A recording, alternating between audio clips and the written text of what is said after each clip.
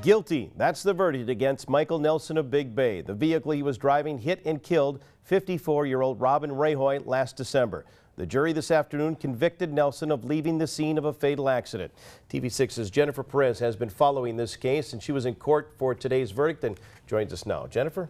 Steve, I spoke with prosecuting attorney Matt Wiese right after the verdict came in, and Wiese said the question was not if Nelson was at fault in the accident, but whether or not he should have known he hit someone, stopped, and reported it.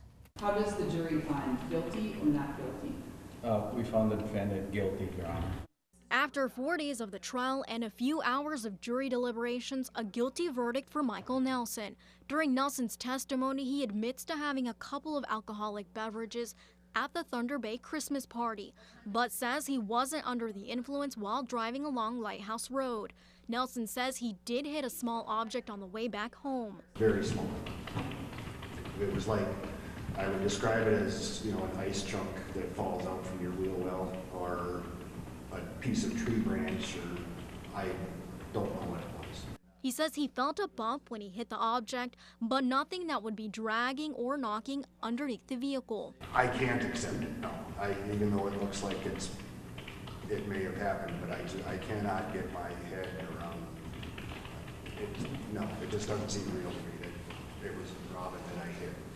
Nelson says he didn't think much of it and he slightly swerved around and never stopped.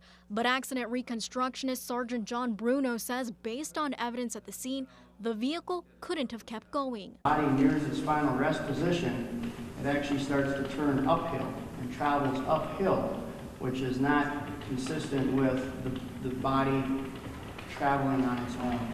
Prosecuting attorney Matt Wiese says it's physical evidence like Rajoy's resting position, the trail of blood, and other items found at the scene that proves Michael did leave the scene of the accident. Parts of the vehicle that were broken off to the vehicle in question, they were able to find and test for DNA of the victim that was found on the defendant's vehicle.